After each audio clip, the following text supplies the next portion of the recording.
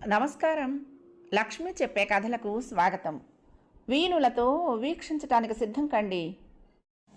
ప్రియ సఖులు, ఇప్పుడు మనం ప్రముఖ రచయిత్రి శ్రీమతి అత్తలూరి విజయలక్ష్మి గారు రచించిన బొమ్మ ధారావాహిక నుండి రెండో భాగం వినేద్దామండి. గౌతమ్ పుట్టుక జీవితం అంతా కెనడాలోనే గడిచింది. అక్కడ జీవన విధానానికి 100కి 100 పాళ్ళు అలవాటు పడ్డాడు. అక్కడి సంస్కృతి సంప్రదాయాలను చాలా సులభంగా, ఇవి నావే అన్నంత సులభంగా అడాప్ట్ చేసుకున్నాడు. మగవాడిగా అతనికి అది మామూలు విషయం. ప్రేరణ కూడా అక్కడ సిటిజన్ అయిన ఆడపిల్ల. సహజంగా ఆడపిల్లల్లో ఉండే కొంత సున్నితత్వం ఆమెలో కూడా ఉంది. అదీగాక ఆ అమ్మాయిలో గౌతమ్ రక్తంతో పాటు యోగిత రక్తం కూడా ఉంది. అందుకే తండ్రి అన్న నీకు ఇండియాలో ఏం పని అనే మాట ఆమె గుండెను గాయం చేసింది. తను చేస్తున్న ప్రాజెక్టు పట్ల ఆయనకు ఏమాత్రం సదభిప్రాయం లేదన్న విషయం తెలుసు. అది తను ఇక్కడికి వచ్చే ముందే చెప్పాడు. కానీ ఇప్పుడు ప్రాజెక్టు మధ్యలో రమ్మనటం కరెక్ట్ కాదు కదా అనుకుంది. అమ్మ రక్తంలో ప్రతి బిందువులో భారతీయ సంప్రదాయాల పట్ల అభిమానం, గౌరవం, తెలుగువారి ఆచారాల పట్ల ఆరాధన ఉంది. అంతో ఇంతో తనలో కూడా అమ్మ మాటల్నే సిరంజుల ద్వారా, అమ్మ రక్తం ద్వారా ప్రవహించాయి. అందుకే ఈ దేశం పట్ల తనకే తెలియని ఏదో మమకారం ఏర్పడుతోంది. అది క్రమంగా బలపడుతుంది. ఈయనన్నంత మాత్రాన తనకు ఇండియాలో ఏం పని లేదా? ఉంది.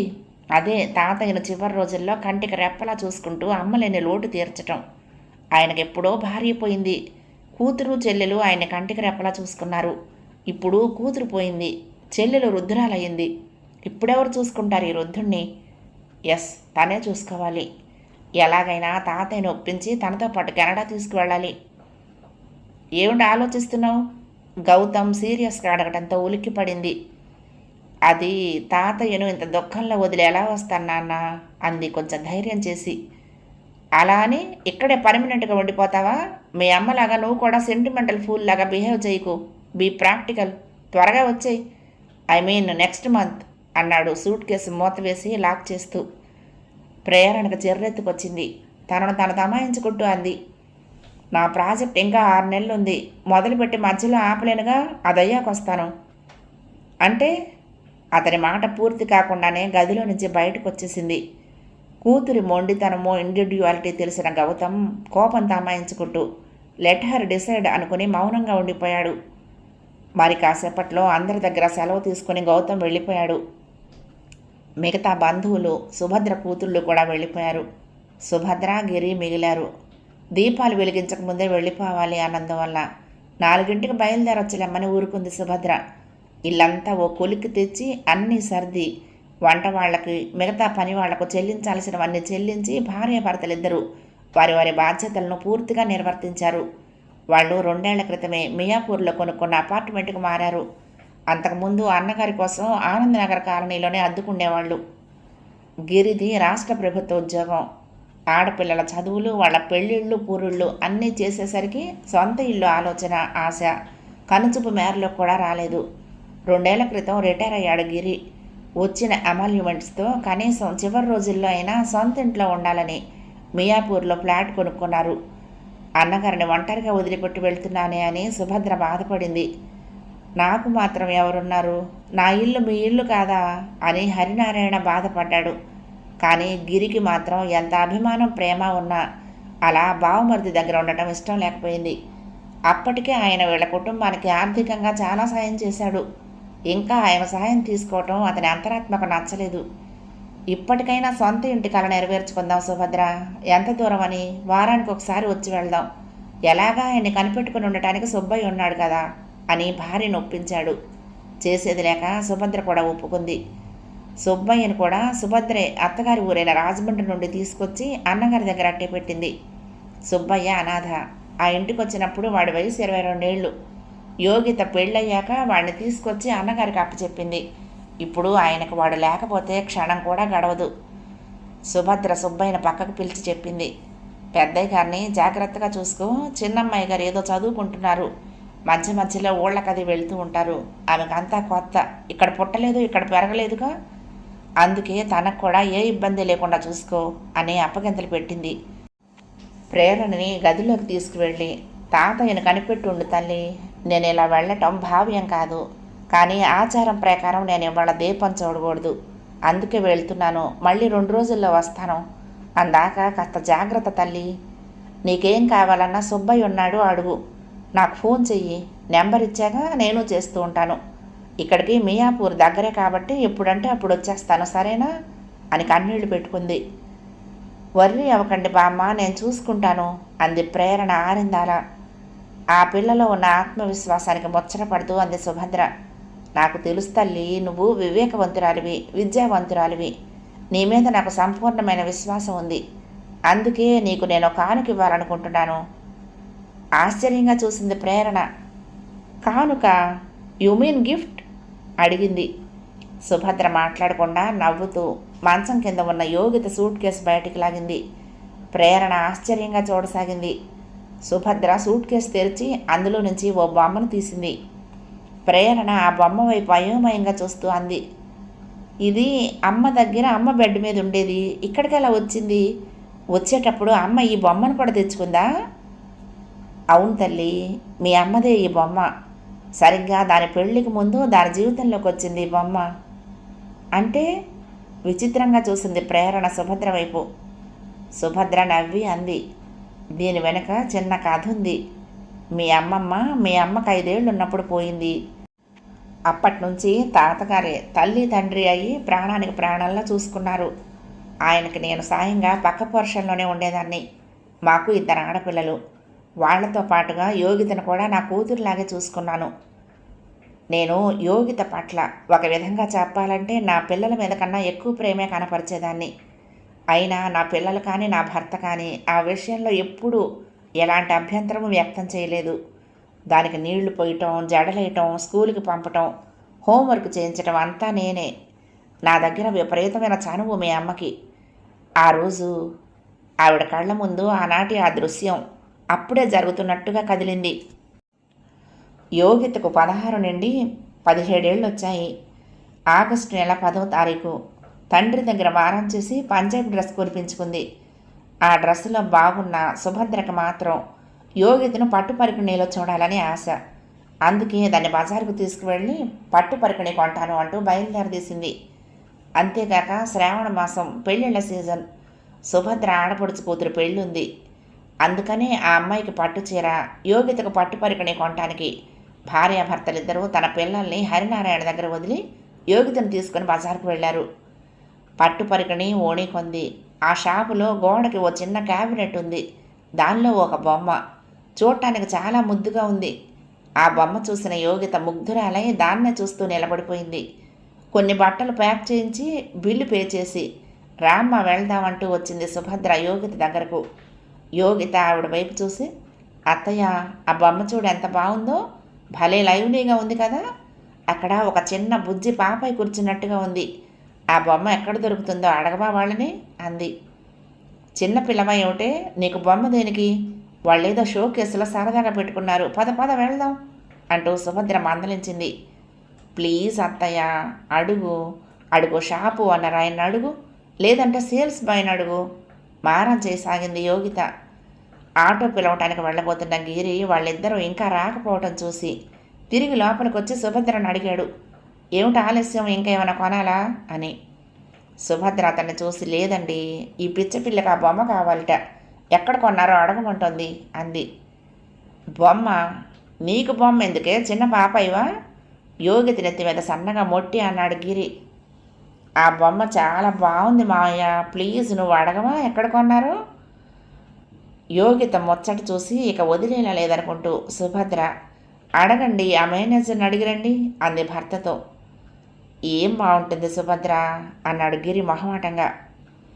మనం ఇవ్వమని అడగటం లేదుగా మావయ్య, ఎక్కడ కొన్నారో చెప్తే మనం అక్కడికి వెళ్ళి కొనుక్కుందాము. నా బర్త్డే గిఫ్ట్గా నాకు ఆ బొమ్మ కావాలి మావయ్య అంది జాలిగా యోగిత. ఆ పిల్ల అలా అనేసరికి గిరికి జాలేసింది.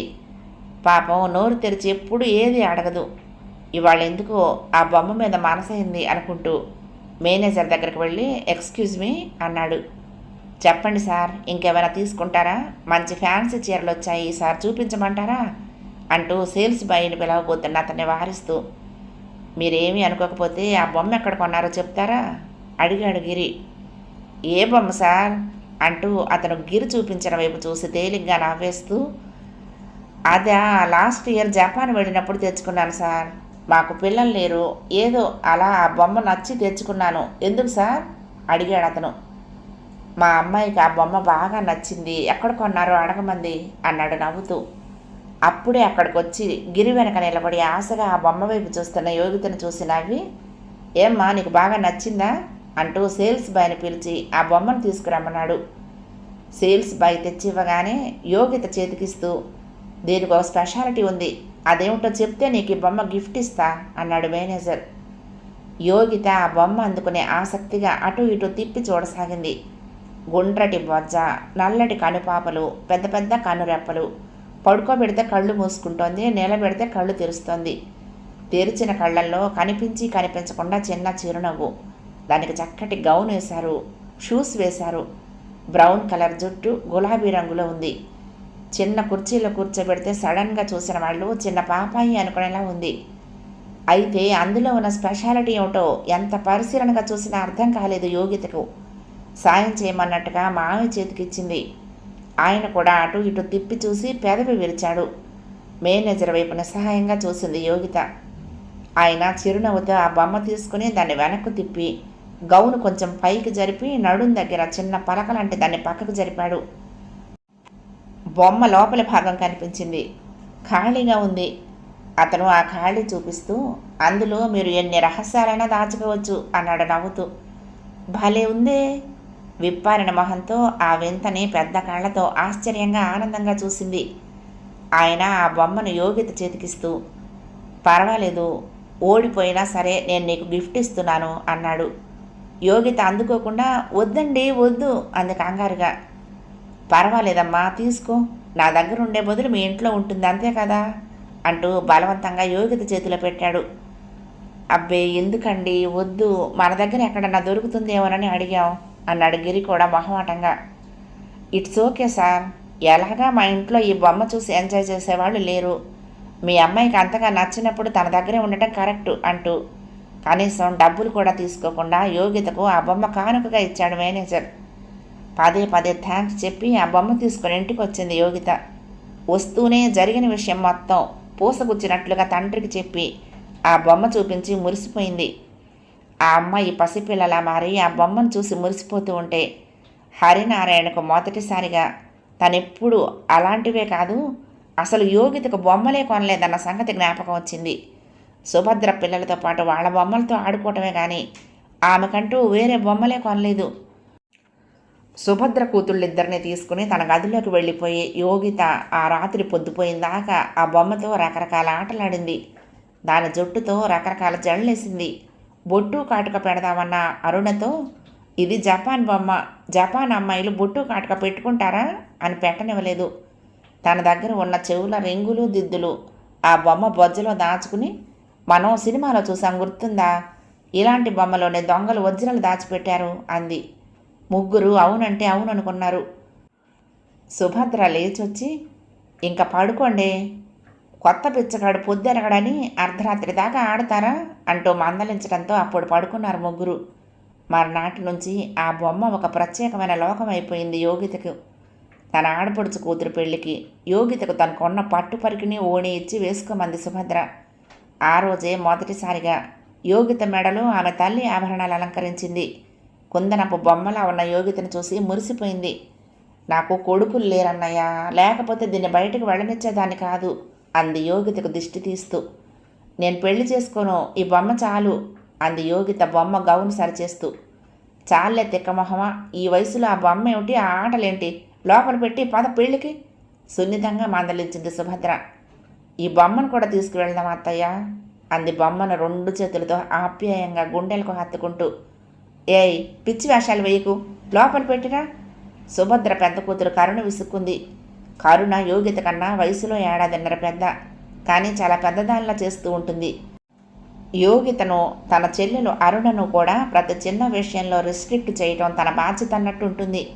అందుకే కరుణకు కొంచెం బెదురుతుంది యోగిత. కరుణ మాటలకు మనసు నొచ్చుకోవడంతో మౌనంగా బొమ్మ లోపల పెట్టొచ్చింది. ఆ తర్వాత యోగిత జీవితంలో ఆ బొమ్మకి ఎంతో ప్రాధాన్యత ఏర్పడింది. దానికోసం బోలెడు గౌన్లు కుట్టించింది, బోలెడు చిన్న చిన్న సాక్సులు అల్లింది. దాని జుట్టుతో అనేక ప్రయోగాలు చేసేది. అలా నెమ్మదిగా ఆ బొమ్మ యోగితకు ప్రాణం ఉన్న ఒక పాపాయి అయింది. దాంతో కబుర్లు చెప్పుకునేది. తనకు ఎవరి మీదనైనా కోపం వస్తే దాన్ని పక్కన పడుకోబెట్టుకుని ఆ కోపం వెళ్ళగక్కి వాళ్లతో మనం ఎప్పుడూ మాట్లాడొద్దు అని చెప్పేది. ముందు కొన్ని రోజులు అందరికీ సరదాగా అనిపించినా రాను రాను యోగితవి పిచ్చి చేష్టలుగా అనిపిస్తూ ఉండేవి. కానీ ఎవరూ ఏమీ అనేవాళ్ళు కాదు. బొమ్మతో ఆడుకునే వయసు అనేది, పోనీ కదా అని అతడు గిఫ్ట్ ఇస్తే దాన్ని అలా చిత్రవధ చేస్తావేం, తీసి షోకేసులో దాచుకో అంటూ యోగిత మంచం మీద ఉన్న బొమ్మను తీసుకెళ్ళి షోకేసులో పెట్టేస్తుండేది కరుణ. కరుణ గదిలో నుంచి బయటికి పోగానే తిరిగి బొమ్మ తీసుకుని పక్కన పడుకోబెట్టుకునేది. ఇలా కొంతకాలం గడిచింది. కరుణ పీజీ పూర్తయింది. అరుణ, యోగిత డిగ్రీ పూర్తి చేశారు. సుభద్ర చెప్పటం ఆపేసింది. ప్రేరణ ఆసక్తిగా, ఆ తర్వాత ఏమైంది బామ్మ అడిగింది. సుభద్ర వాల్ క్లాక్ చూస్తూ, అమ్మో 4 అవుతోంది తల్లి, మేం బయలుదేరాలి. మళ్ళీ రేపు వస్తాగా, మిగతా కథ చెప్తాలే, సరేనా? జాగ్రత్త. నీకెందుకు ఇచ్చానంటే మీ అమ్మ ఈ బొమ్మని ఎంత ప్రేమించిందో ఇన్నేళ్ల తర్వాత ఇక్కడికి వస్తూ కూడా దాన్ని తెచ్చుకోవడంతోనే తెలుస్తోంది. మీ అమ్మకు ప్రీతి పాత్రమైన ఈ బొమ్మను నీకు కానుకగా ఇవ్వాలి అనిపించింది. బహుశా నీ దగ్గర మీ ఊళ్ళో ఉన్న బొమ్మల్లో ఇది చాలా పురాతనమైంది, పిచ్చిదే అయి ఉండొచ్చు. కానీ ఈ మధ్య యాంటిక్స్ అంటూ కొన్ని పురాతన వస్తువులు సేకరించి దాస్తున్నారుగా, అలా నువ్వు కూడా ఈ పురాతన వస్తువు దాచుకుంటావని ఇచ్చాను. అసలు ఇక్కడికి వచ్చిన రోజు రాత్రి నాకు చెప్పింది మీ అమ్మ. అప్పుడు కూడా బొమ్మను తన పక్కనే మా ఇద్దరికి మధ్యలో పడుకోబెట్టి మురిపంగా చెప్పింది, దీన్ని నా కూతురి కోసం జాగ్రత్తగా కాపాడుతున్నాను అత్త. నాకు ఇష్టమైన సబ్జెక్టు మీద అది పరిశోధన చేస్తోంది. ఆ పరిశోధన పూర్తి కాగానే ఈ బొమ్మను గిఫ్ట్గా ఇస్తాను.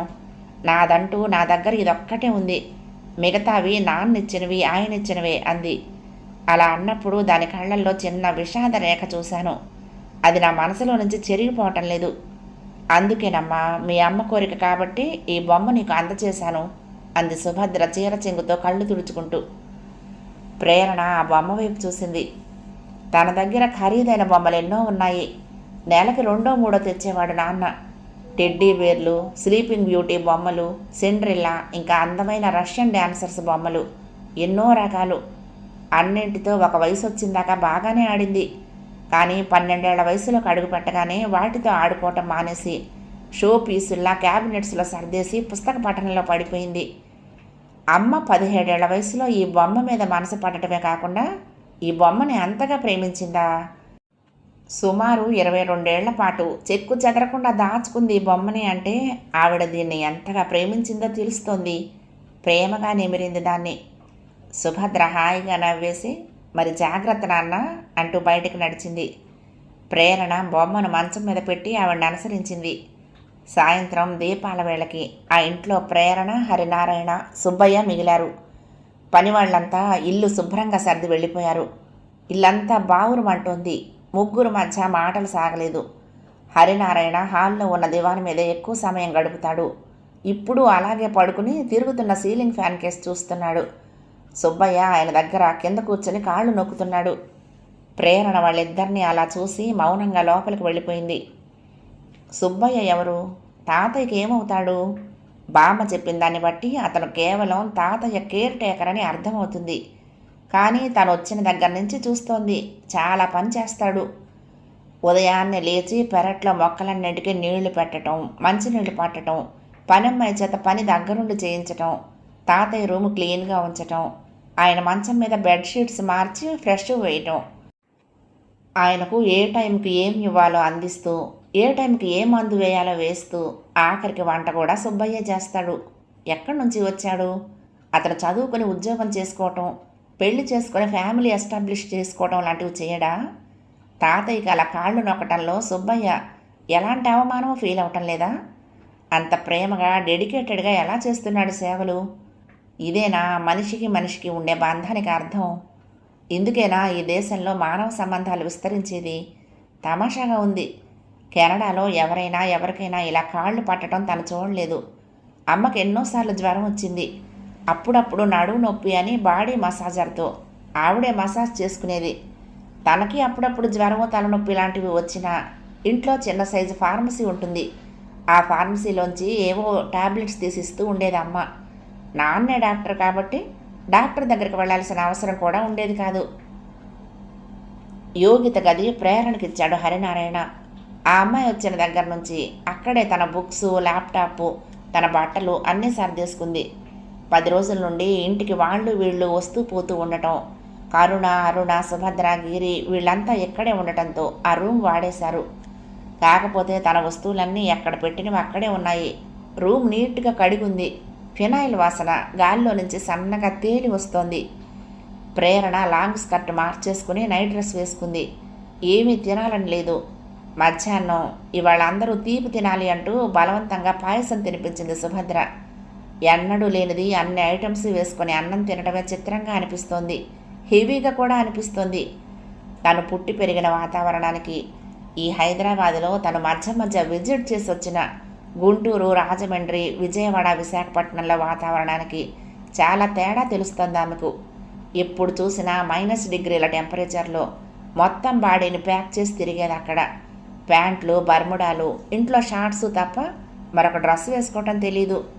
ఇక్కడికి వచ్చే ముందు ప్రేరణ ఇండియాలో హాట్గా ఉంటుందని మొత్తం షార్ట్స్ తీసుకుంటూ ఉంటే యోగిత నెట్ ఓపెన్ చేసి చూపిస్తూ, ఇవి ఇండియన్ డ్రెస్సెస్, వీటిల్లో నీకు ఏది కంఫర్టబుల్గా ఉంటే అవి కొనుక్కో, అక్కడ కూడా మాల్స్ ఉన్నాయి, అంతేగాని ఇంత పొట్టి డ్రెస్సులు వేసుకుని తాతగారి ఎదురుగా, మన బంధువులు ఎదురుగా తిరగకూడదు అని చెప్పింది. ఓ నో, నేను ఇలాంటివి వేసుకోను, ఏమవుతుంది నా డ్రెస్సులు నేను వేసుకుంటే అంది చికాగ్గా ప్రేరణ. యోగిత ప్రేరణ తల మీద చెయ్యేసి ఆప్యాయంగా నిమురుతూ, పెద్దవాళ్ళని గౌరవించటం మన సంప్రదాయం తల్లి. వాళ్ళ ఎదురుగా ఆడపిల్లలు ఎక్స్పోజ్ చేస్తూ తిరగటం అంటే వాళ్ళని అమర్యాద చేసినట్టు. అందుకని నా మాట విని ఇదిగో ఈ పంజాబీ డ్రెస్సులు, లాంగ్ స్కర్ట్లు, టీ షర్టు వేసుకో వద్దనను. చూడు ఇవి ఎంత బాగున్నాయో. లాంగ్ స్కర్ట్ చాలా బాగుంటుంది, జీన్స్ వేసుకో, క్యాజువల్స్ వేసుకో, కానీ నా తల్లివి కదూ, ఇక్కడ డ్రెస్సులు వేసుకోకమ్మా అంటూ బతిమాలింది. ఆ మాటలు చెప్పేటప్పుడు తల్లి కళ్ళల్లో కదిలిన భావాలు గుర్తురాసాగాయి ప్రేరణకు. కళ్ళల్లో నీళ్లు తిరిగాయి.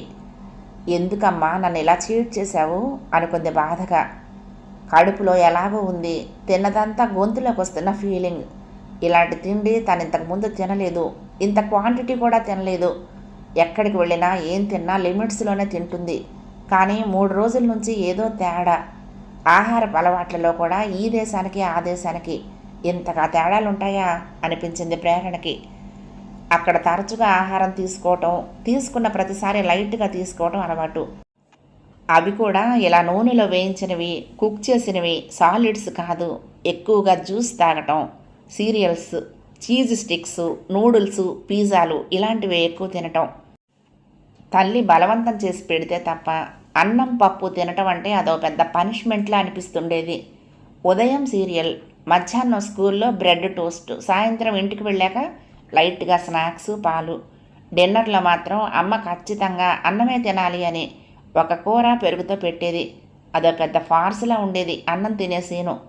కొంత తిని వదిలేసి వెళ్తూ ఉంటే, నా తల్లి కదూ ఈ కాస్త తినమ్మా అంటూ యోగిత దగ్గర కూర్చుని స్పూన్తో తినిపించేది. ఆ సీన్ గౌతమ్ చూస్తే మాత్రం యోగితకు పెద్ద క్లాస్ ఉండేది. గౌతమ్ హాస్పిటల్ నుండి సాయంత్రం 6:30కు వచ్చి 7 డిన్నర్ చేసి తిరిగి బయటకు వెళ్ళి 10ంటికి వచ్చేవాడు. అతడు ఉదయం సీరియల్ తిని లంచ్ మాత్రం బయట తినేవాడు. డిన్నర్ తనకు కావలసింది ఏదో తనే చేసుకునేవాడు. ఫ్రిడ్జ్లోంచి రెడీమేడ్ రోటీ మైక్రో ఓవెన్లో వామ్ చేసుకుని యోగిత చేసిన కూర లేక ఆమ్లెట్ వేసుకుని రోల్ చేసుకుని తినేసేవాడు. అతనికి అన్నం అంటే చిరాకు. ఇంటి నిండా అన్నం, పప్పులు, కూరలు చేసి టైము మనీ వేస్ట్ చేయకు అంటూ ఉండేవాడు. ఎప్పుడన్నా యోగిత అన్నం తినమని బతిమాలితే, అందుకే అతన్ని మాత్రం అన్నం తినమని చెప్పేది కాదు యోగిత, తను మాత్రం అన్నం తినేది. ప్రేరణకు ఈ 4 రోజులుగా జరిగిన కార్యక్రమాలు, బ్రాహ్మణ మంత్రాలు, పిండాలు పెట్టడం, వాటికి తనతో పాటుగా అందరినీ పిలిచి నమస్కరించమనటం, అందరినెత్తిన బ్రాహ్మలు అక్షంతలు వేయటం, ఆ పిండాలు కాకికి పెట్టడం వింతగా తోచింది. నిజంగానే కాకొచ్చి తింటుందా అని తను బయట కాంపౌండ్ వాళ్ళ మీద పెట్టిన ఆ పిండాల వైపు అదే పనిగా చూసింది. క్షణాల్లోనే కాకులు వచ్చి తినేశాయి. అమ్మ కాకుల రూపంలో వచ్చి తినదన్నారు అందరూ. ఆవిడ ఆత్మ శాంతించింది అన్నారు. ఆత్మ శాంతించటం ఏంటి? అన్నన్ని వంటలు చేస్తూ ఉంటే కూడా ప్రేరణకు మతిపోయింది. ఇదంతా వేస్ట్ అవుతుందేమో, ఎందుకు ఇలా చేస్తున్నారు వీళ్ళు అనుకుంది. కానీ ఏమాత్రం వేస్ట్ అవ్వకుండా చుట్టుపక్కల వాళ్ళు కూడా వచ్చి నిర్మోహమాటంగా భోజనాలు చేయటం, అందరూ తాతయ్యను ఓదార్చటం, ఓదారుస్తూ ఓదారుస్తూ కన్నీళ్లు పెట్టుకోవటం, తన దగ్గరికి వచ్చి జాలిగా చూసి పాపం చిన్నపిల్ల ధైర్యంగా ఉండు తల్లి ఏం చేస్తావు అంటూ వెళ్ళిపోవటం తమాషాగా అనిపించింది. ఇవేనా మానవ సంబంధాలు? మరో సందేహం కలిగింది ప్రేరణకి. వచ్చిన వాళ్ళందరికీ ఆడవాళ్లకు చీరలు, మగవాళ్లకు స్టీల్ కంచాలు పంచాడు తాతయ్య. అలా చేస్తారా? ఎందుకంటే యోగ్యత గుర్తుగా వాళ్ళ దగ్గర ఉంటాయమ్మా అన్నాడు. బ్రాహ్మణులకి బోలెడు డబ్బిచ్చాడు, గోల్డ్ ఇచ్చాడు. అదేమిటో భూదానమట, దానికి బదులు 50,000 ఇచ్చారు, ఆవునిచ్చాడు. అమ్మో, డాడీకి ఇలాంటి వేస్ట్ ఎక్స్పెండిచర్ అంటేనే కోపం. They don't know money value అని తిట్టేవాడు. ఎవరన్నా $5 వేస్ట్ చేశారని తెలిస్తేనే. అలాంటిది తన ఎదురుగా తాతయ్య ఖర్చు పెడుతూ ఉంటే ఎందుకు ఏమీ కామెంట్ చేయలేదు. ఎందుకని తాతయ్యని కంట్రోల్ చేయలేదు? ప్రేరణకి హఠాత్తుగా అనిపించింది ఫోన్ చేసి డాడీని అడగాలి ఇలా ఎందుకు చేశారు అని. కానీ ఆయన ఈ సమయంలో హాస్పిటల్లో ఎంత బిజీగా ఉంటాడో తెలుసు. ఏదేమైనా అసలు ఈ తతంగం అంతా ఏమిటో, ఎందుకు ఇవన్నీ చేశాడో, దీనివల్ల అమ్మకు కలిగిన లాభం ఏంటో రేపు తాతయ్యని అడిగి తెలుసుకోవాలి. ప్రేరణ ఆలోచనలను వదిలించుకొని నిద్రపోవడానికి ప్రయత్నిస్తూ కళ్ళు మూసుకుంది. శారీరకంగా మానసికంగా అలసిపోయిందేమో, వెంటనే నిద్ర పట్టేసింది. భానుడి లేత కిరణాలు నులివెచ్చగా తాకుతూ ఉంటే కళ్ళు తెరిచింది ప్రేరణ. రాత్రి తను ఏసీ కూడా వేసుకోకుండా పడుకుంది. గదిలో తాజా గాలి చేరుతుందని పనివాళ్ళు కిటికీలన్నీ తెరిచి వెళ్లారు. ప్రేరణ కళ్ళు తెరిచేసరికి బెడ్ పక్కనే ఉన్న కిటికీ దగ్గరగా ఉన్న గులాబీ మొక్కలో నుంచి 2 కొమ్మలు లోపలికి తొంగి చూస్తున్నట్లు పసుపచ్చ గులాబీలు అందిస్తూ గుడ్ మార్నింగ్ చెప్పాయి. ప్రేరణ గభాలన లేచి మోకాళ్ళ మీద కూర్చుని వంగి ఆ 2 పచ్చ గులాబీలను సున్నితంగా తెంపింది. చిటారు కొమ్మనున్న బరువు దిగిపోయినందుకు ఉల్లాసంగా వెనక్కి వెళ్తున్న గులాబీ కొమ్మలు 2 చిన్న చిరునవ్వు విసిరి బయ చెప్పాయి. ప్రేరణ ఉత్సాహంగా మంచం దిగింది. ఆ 2 పూలను తీసుకువెళ్ళి టేబుల్ మీద ఉన్న ప్లాస్టిక్ వాటర్ బాటిల్ మూత తీసి వాటిని అందులో గుచ్చింది. ఓసారి వాటి వైపు చూసి ఫ్లయింగ్ కిస్ ఇచ్చి బాత్రూంలోకి దూరింది. ఆమె ఫ్రెష్ అయ్యి టవల్తో మొహం తుడుచుకుంటూ గదిలో నుంచి బయటకు వచ్చింది. హరినారాయణ దివాన్ మీద లేడు. కుర్చీలో కూర్చుని పేపర్ చదువుతూ కాఫీ తాగుతున్నాడు. గుడ్ మార్నింగ్ తాతయ్య అంది హుషారుగా ప్రేరణ. ఆయన తలెత్తి చూసి చిన్నగా నవ్వి లేచావా తల్లి, గుడ్ మార్నింగ్ అన్నాడు. తాతయ్య నాకు కూడా కాఫీ కావాలి, నీ కాఫీ మంచి స్మెల్ వస్తోంది అంది గారంగా. ఆయన వంటగది వైపు తల తిప్పి చూసి కొంచెం గట్టిగా సుబ్బయ్య చిన్నమ్మాయి గారికి కాఫీ ఇవ్వు అన్నాడు. నేనే తెచ్చుకుంటాను అంటూ ప్రేరణ వంటగది వైపు వెళ్ళింది. సుబ్బయ్య నిలబడి కిచెన్ ప్లాట్ఫామ్ మీద వంకాయలు కట్ చేస్తున్నాడు. హాయ్ సుబ్బయ్య, గుడ్ మార్నింగ్ అంది నవ్వుతూ అతని దగ్గరగా వెళ్ళి. ఆ పలకరింపుకు తబ్బిబ్బవుతూ అమ్మాయి గారు మీరే వచ్చారా, ఉండండి ఇప్పుడే ఇస్తాను అంటూ చేతిలో ఉన్న వంకాయ పక్కన పెట్టబోతూ ఉంటే వారిస్తూ డోంట్ వర్రీ సుబ్బయ్య, నేను కలుపుకుంటాను, లెట్ మీ ప్రాక్టీస్ అంటూ మగ్గు కోసం షెల్ఫ్లు వెతకసాగింది. ఏం కావాలమ్మా అడిగాడు సుబ్బయ్య. కాఫీ ఎందులో కలుపుకోవాలి, మగ్గు ఉందా? మగ్గా? అతనికి అర్థం కాలేదు. అంటే అన్నాడు. అంటే అదే మగ్గు మగ్గు అంది కప్పు పట్టుకుని కాఫీ తాగుతున్నట్లుగా యాక్షన్ చేస్తూ. ఓ అదా, పింగాణి కప్పులా, అవి మన ఇంట్లో లేవండి, స్టీల్ గ్లాస్తో తాగుతారా అన్నాడు. ఓ అంటూ పేదాలు సున్నాలా చుట్టి ష్ అంటూ చిన్న శబ్దం చేసి అక్కడే ఉన్న స్టీల్ గ్లాస్ తీసుకుంది. స్టవ్ వెలిగించడానికి నాబు తిప్పగానే గ్యాస్ వాసన వచ్చింది, కానీ మంట రాలేదు. ప్రశ్నార్థకంగా చూసింది సుబ్బయ్య వైపు. ఇదిగో అమ్మా లైటర్ అంటూ లైటర్ అందించాడు. ప్రేరణకు అర్థమైపోయింది. మైక్రో ఓవెన్ మగ్గు లేకుండా కాఫీ కలపడం అసాధ్యం అనుకుంటూ సరేలే నువ్వే కలిపివు, నే ఎగ్ ప్లాంట్ కట్ చేస్తా అంది. సుబ్బయ్య కంగారుగా అమ్మా తాతగారు కోడిగుడ్లు తినరమ్మా అన్నాడు. కోడిగుడ్డ, యు మీన్ ఎగ్? ఆశ్చర్యంగా చూసింది. గబగబా తాలూపుతూ ఒక చిన్న స్టీల్ బౌల్లో పాలు పోసి డికాషన్ వేశాడు. ప్రేరణకు నవ్వొచ్చింది. తను ఎగ్ ప్లాంట్ అనేసరికి కన్ఫ్యూజ్ అయ్యాడు కాబోలు అనుకుంటూ ఎగ్ ప్లాంట్ అంటే ఇది సుబ్బయ్య అంది వంకాయ చూపిస్తూ. అదా అంటూ ఆమె చేతికి గ్లాస్ అందించాడు. ఓ మై గాడ్ అంటూ గ్లాస్ అందుకోబోతూనే కెవ్వుమని అరిచింది. ఏమైందిరా? హాల్లో నుంచి హరినారాయణ స్వరం వినిపించింది. సుబ్బయ్య గాబరా పడ్డాడు. అప్పటికే కాఫీ గ్లాసు కింద పడి గచ్చంతా కాఫీతో నిండిపోయింది. అంత హాట్గా ఇస్తావా? ఓ గాడ్! గ్లాసు ముట్టుకున్న వేళ్ల మీద ఉఫ్ అని ఊదుకుంటూ బెదురుగా అంది. గుమ్మం దగ్గరికి వచ్చిన హరినారాయణను చూసిన సుబ్బయ్య బెదిరిపోతూ, అది అది అమ్మాయి గారికి కాఫీ ఇవ్వమన్నారని వేడిగా ఇచ్చానండి అన్నాడు సుబ్బయ్య. ఆయనకు విషయం అర్థమైంది. యోగిత పెళ్ళైన తర్వాత 10 ఏళ్లకు పాపాయితో తన దగ్గరకు వచ్చిన మొదటి రోజు కూడా ఇలాగే అనటం గుర్తొచ్చింది. అప్పుడు చెప్పింది, అక్కడ మేమెక్కువ వేడి తాగం నాన్న అని. ఏమ్మా, చెయ్యి కాలిందా అడిగాడు ప్రేరణ దగ్గరకు వచ్చి చెయ్యి అందుకుంటూ. లేదు తాతయ్య అంది ప్రేరణ. సరేలే, కాస్త జాగ్రత్తగా చూసివు అని సుబ్బయ్యతో చెప్పి, నువ్వెందుకమ్మా ఇక్కడ, అలవాటు లేని పనులు, రా ఇలా అంటూ ప్రేరణ చేయి పట్టుకుని తీసుకొచ్చి సోఫాలో కూర్చోబెట్టాడు. 2వ భాగం సమాప్తం. ప్రియ సఖులు, ఈ కథ మీకు నచ్చితే తప్పకుండా లైక్ చేయండి, షేర్ చేయండి, కామెంట్ చేయండి, సబ్స్క్రైబ్ చేసుకుని నన్ను ఎంకరేజ్ చేయండి. ఉంటానండి. ప్రేమతో లక్ష్మి, కృష్ణాతీరం, దుర్గమ్మ సన్నిధానం. నమస్తే.